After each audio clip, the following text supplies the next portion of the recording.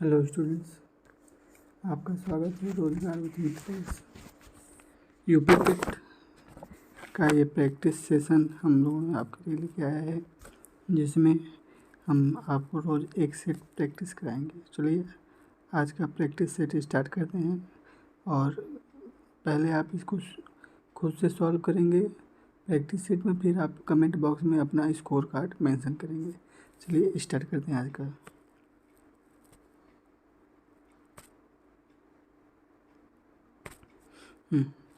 क्या है पहला क्वेश्चन आज का? निम्नलिखित विदेशी यात्री किस क्रम में भारत आए? यानी कि सर थॉमस रो, फायान हेंगसांग, ये कौन से क्रम में भारत आए? तो इनका क्रम क्या हो जाएगा?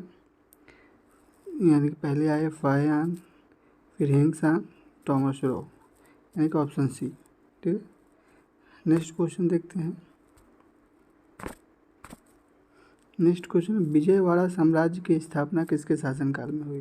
तो विजयवाड़ा साम्राज्य की स्थापना मोहम्मद बिन तुगलक के शासनकाल में हुई। और नेक्स्ट क्वेश्चन, बाबर की आत्मकथा तुजुके ए बाबरी किस भाषा में लिखी गई थी? इसको बाबर ने स्वयं अपने से लिखा था और यह तुर्की भाषा में लिखी गई थी। चलिए अगला चलते हैं। अगला क्वेश्चन, निम्नलिखित में से किसे भारत का नेपोलियन कहा जाता था? तो भारत का नेपोलियन समुद्रगुप्त को कहा जाता था। ठीक है। और विक्रमशिला विश्वविद्यालय की स्थापना किसने की? तो विक्रमशिला विश्वविद्यालय की स्थापना गोपाल ने की। यह गोपाल वंश का था, गोपाल वंश का, दक्षिण भारत के वंश से। नेक्स्ट, नव बौद्धवाद के प्रतिपादक कौन थे? तो इसमें से नव बौद्धवाद के प्रतिपादक डॉक्टर भीमराव अंबेडकर थे।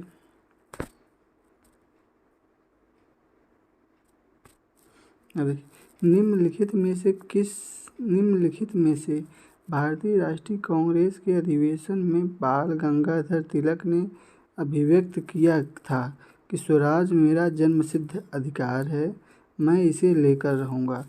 तो यह कौन से अधिवेशन में कहा गया था? यह अधिवेशन था आपका ए ऑप्शन, यानी कि लखनऊ का अधिवेशन। ठीक है। नेक्स्ट,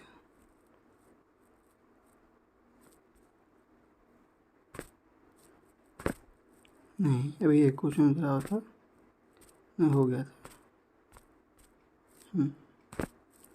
निम्नलिखित में से किसके विरुद्ध महात्मा गांधी का सत्याग्रह के लिए आह्वान उनका अखिल भारतीय संघ के नेतृत्व में सर्वप्रथम प्रयास था? तो यह था किसके विरुद्ध? ये पहला प्रयास था जो कि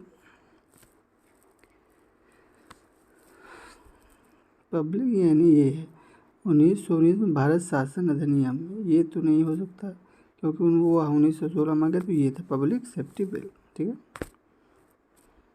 अब ये नेक्स्ट को इसी में है, असहयोग आंदोलन को कब स्थगित किया गया था?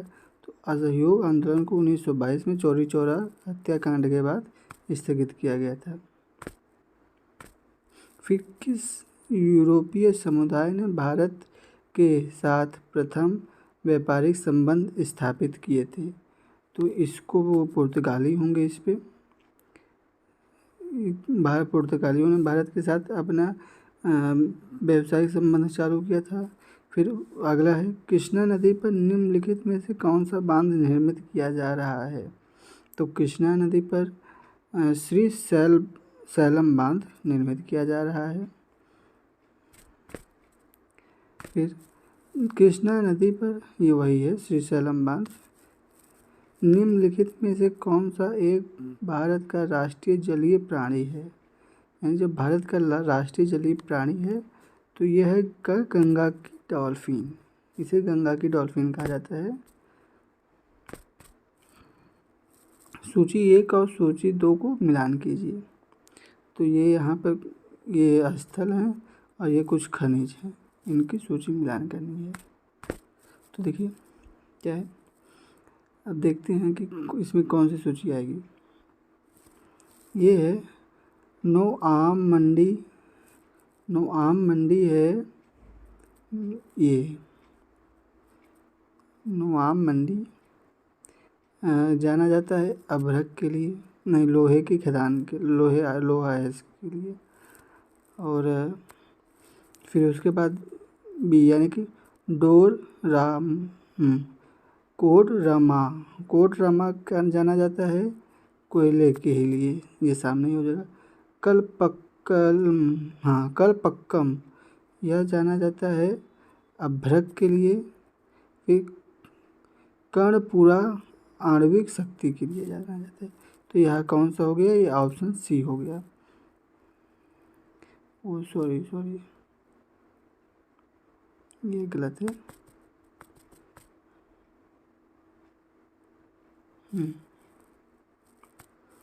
देखिए फिर से देखते हैं, ये है जो नोआम मंडी, तो ये है लौह अयस्क के लिए। फिर कोडरमा अभ्रक के लिए। फिर उसके बाद है सी यानी कलपक्कम आणविक ऊर्जा के लिए। फिर कर्णपुरा ये है कोयले की खदान के लिए। ठीक है, तो ये क्या हो गया, ऑप्शन बी हो गया।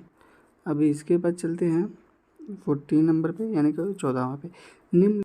निम्नलिखित में से दक्षिणी पर्वत क्षेत्र की वह पहाड़ी जो तमिलनाडु में स्थित नहीं है। तो पालकोडा की पहाड़ी। अब नेक्स्ट, फिर भारत के संदर्भ में निम्नलिखित में से कौन सा या कौन से कथन सही है। पहला, भारत विश्व का छठा सबसे बड़ा देश है। नहीं, ये नहीं है।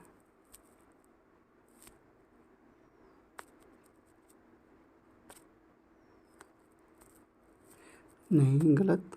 फिर भारत का लगभग 2.4 भाग संसार का लगभग 2.4 भाग भारत पे है। हाँ, ये है।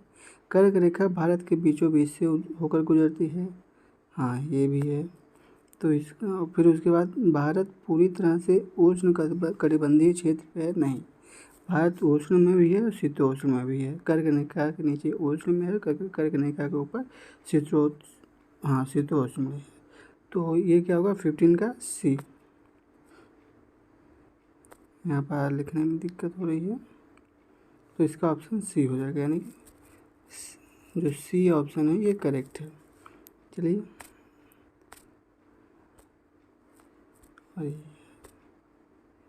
ओके, अगला चलते हैं। क्या मूल ह्रास किसे कहते हैं। अब देखिए, मूल ह्रास किसे कहते हैं। मूल ह्रास किसको कहते हैं, भौतिक यानी भौतिक संसाधन के इस्तेमाल के दौरान होने वाली टूट फूट की, यानी कि अगर कोई एक प्रकार की सोने की अंगूठी है तो यूज के दौरान वह घिस जाती है, तो उसमें जो होती है कमी, उसकी मात्रा में कमी ही को ह्रास कहते हैं, मुद्रा का ह्रास कहते हैं। जैसे आपने 5 लाख की एक कार ली, फिर उसको 5 साल चलाने के बाद वह कार आपकी कम हो गई, यानी कि वह हमने मुद्रा ह्रास उसे कहते हैं। तो इसका ऑप्शन बी होगा। अब 17वां का देखते हैं। क्षेत्रीय बैंकों की स्थापना किस वर्ष की गई थी। तो क्षेत्रीय बैंकों की स्थापना 2 अक्टूबर 1972 को की गई थी। फिर प्रधानमंत्री आवास योजना के अंतर्गत यानी शहरी और ग्रामीण आवास योजना के अंतर्गत कितनी धनराशि बजट 2022-23 में आवंटित किया गया था। तो यह देखिए करंट क्या है, ये है 48,000 करोड़ की धनराशि आवंटित की गई थी। अब 19 में चलते हैं। अंतर्राष्ट्रीय मुद्रा कोष की स्थापना किस वर्ष हुई थी। तो अंतर्राष्ट्रीय मुद्रा कोष की स्थापना जुलाई 1944 में की गई थी। चलिए आगे चलते हैं। फिर संवेदी सूचकांक में कितनी कंपनियों को शामिल किया जाता है। संवेदी सूचकांक में टॉप की 30 कंपनियों को शामिल किया जाता है, तो ऑप्शन इसका बी हो जाएगा। फिर 21 में चलते हैं। संसदीय स्वरूप के शासन का प्रमुख लाभ क्या होता है? तो देखिए, तो इसमें क्या होता है, यानी कि यह है संसदीय स्वरूप में शासन का क्या प्रमुख लाभ है। तो देखिए, सरकार के अध्यक्ष को निर्वाचन के बिना नहीं बदला जा सकता। चलिए, सामान्य प्रक्रिया है सरकार के अंदर। कार्यपालिका और विधान मंडल दोनों स्वतंत्र रूप से कार्य करते हैं, ये भी नहीं है। फिर कार्यपालिका विधान मंडल के प्रति उत्तरदायी बनी रहता है। हाँ, तो ये सही है। ठीक है, तो इसका आंसर क्या हो जाएगा? इसका आंसर ऑप्शन सी हो जाएगा।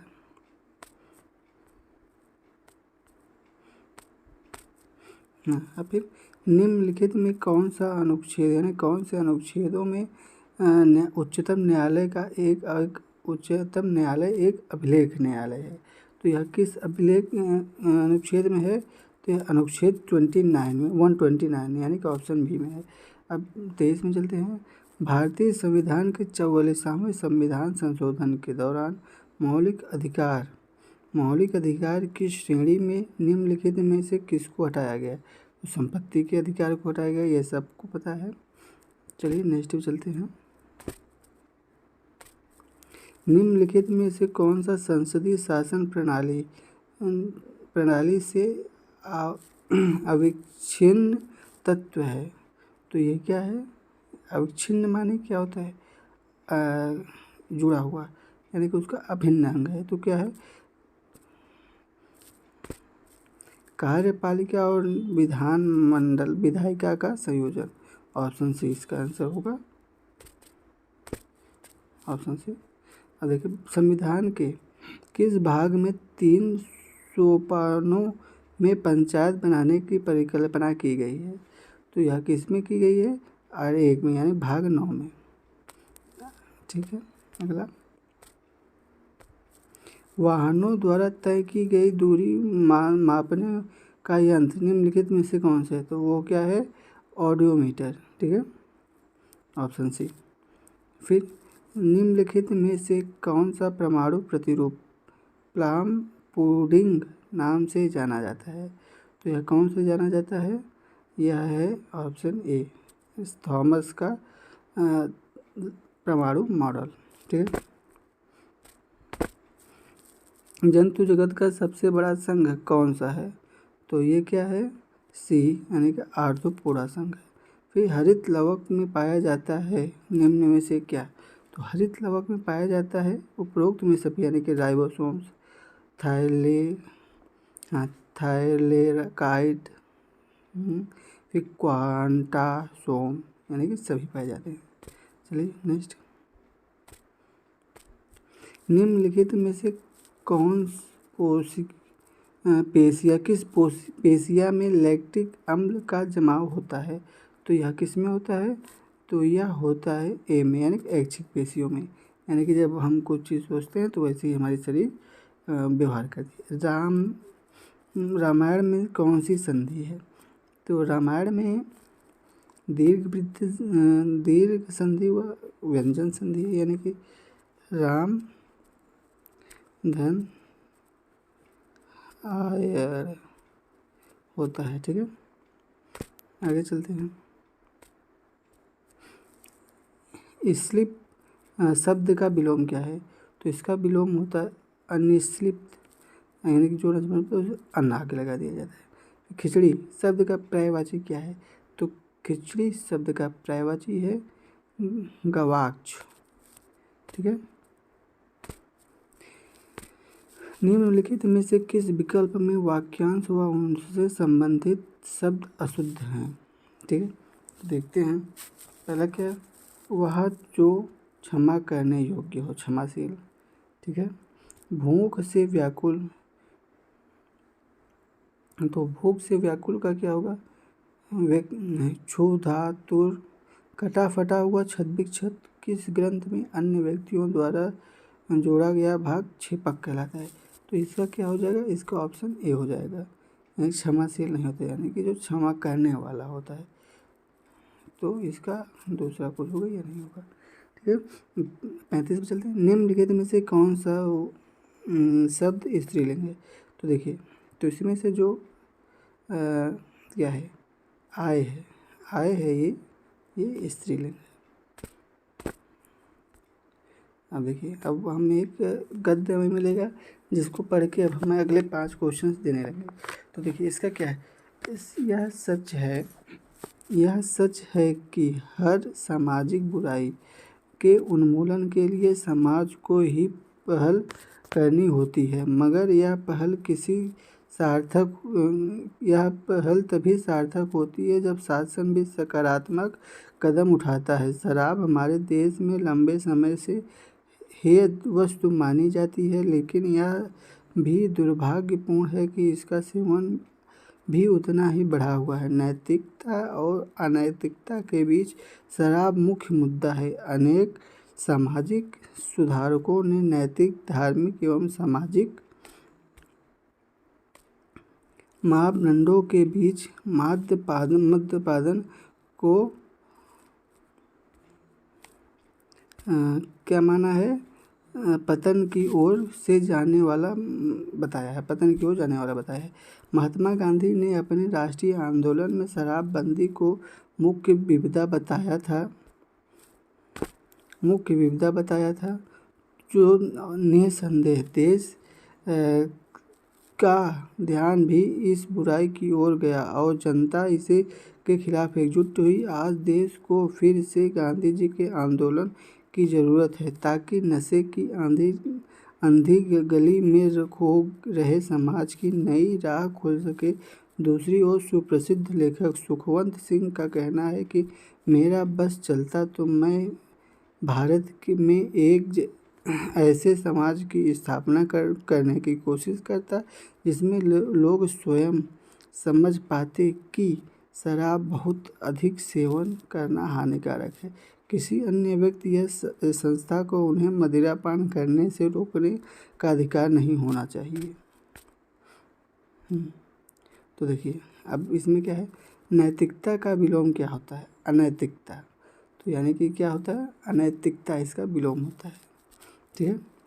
अब फिर निम्नलिखित में से एक प्रत्यय से बना शब्द नहीं है, ये धार्मिक, सामाजिक, नैतिक, तो ये सार्थक जो है ये नहीं है, तो डी होगा, 37 का डी।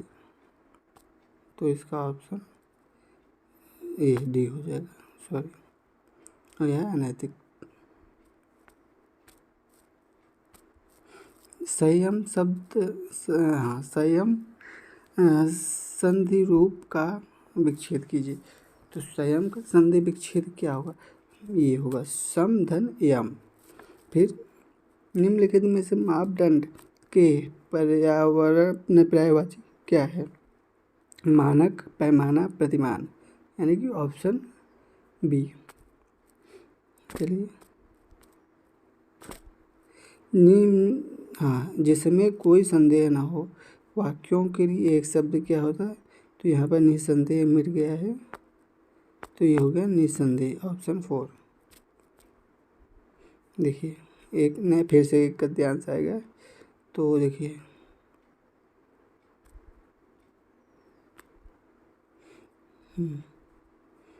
देखिए इसको पढ़ते हैं। भारत, ये 40 से 45 के प्रश्न के लिए है। भारत एक प्रजातांत्रिक देश है। प्रजातंत्र को बनाए रखने के लिए चुनाव अति आवश्यक है। प्रजातंत्र में शामिल हो जनता के द्वारा जनता के लिए होता है, परंतु आज देश का लोकतांत्रिक ढांचा चरमरा गया है, क्योंकि आज देश राजनीतिक अस्थिरता के दौर से गुजर रहा है। अतः अति आवश्यक हो गया है कि विद्यमान चुनाव प्रणाली में सुधार किया जाए, ताकि योग्य एवं सुलझे हुए उम्मीदवार सत्ता में आकर देश की बिगड़ती परिस्थिति को संभाल सकें। फिर चिंतात्मक विकास, लोकतांत्रिक व्यवस्था को बनाए रखने के लिए देश में लोकसभा और राज्य विधानसभाओं के चुनाव होते हैं। मतदान देने का अधिकार जनता को है, किंतु वर्तमान समय में जनता मतदान के प्रति उदासीन है। इसका कारण है कि देश में सर्वत्र व्याप्त राजनीतिक भ्रष्टाचार। लोग निर्णय नहीं ले पाते कि किसी देश की सुरक्षा हेतु नेता के रूप में चुना जाए, क्योंकि नेता के मायने आज वो नहीं है जो 40 वर्ष पूर्व थे। दूसरी ओर नेता लोग देश को भ्रष्ट करने पर तुले हुए हैं।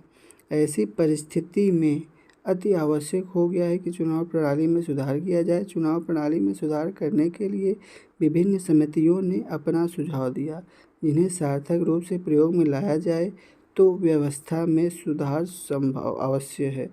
चुनाव व्यवस्था में व्याप्त गंभीर त्रुटियों एवं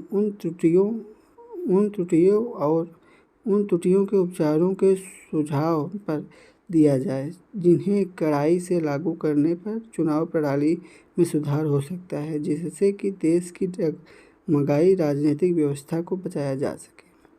तो चलिए देखते हैं इसके हम अब प्रश्न में। प्रजातांत्रिक शब्द में प्रत्यय क्या है? त्रिक, यानी कि 41 का हो जाएगा सी ऑप्शन, नहीं एक होगा प्रजातांत्रिक। फिर निम्नलिखित में से उदासीन शब्द का पर्यायवाची क्या है? तो इसका है ये विमुख, वैरागी, अनासक्त। फिर भ्रष्टाचार शब्द में कौन सा समास है? तो भ्रष्टाचार शब्द में समास कौन सा? भ्रष्टाचार, भ्रष्ट आचरण इसे कह सकते हैं। तो इसका क्या होता है? डी, कर्मधारय समास है। यहाँ पर कर्म को बताया गया।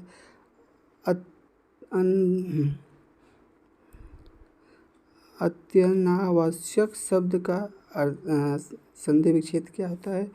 तो इसका होता है ये अति धन आवश्यक। फिर 45 में क्या है? परिस्थिति शब्द में उपसर्ग और मूल शब्द क्या है? तो ये क्या है? ये परिधन स्थिति।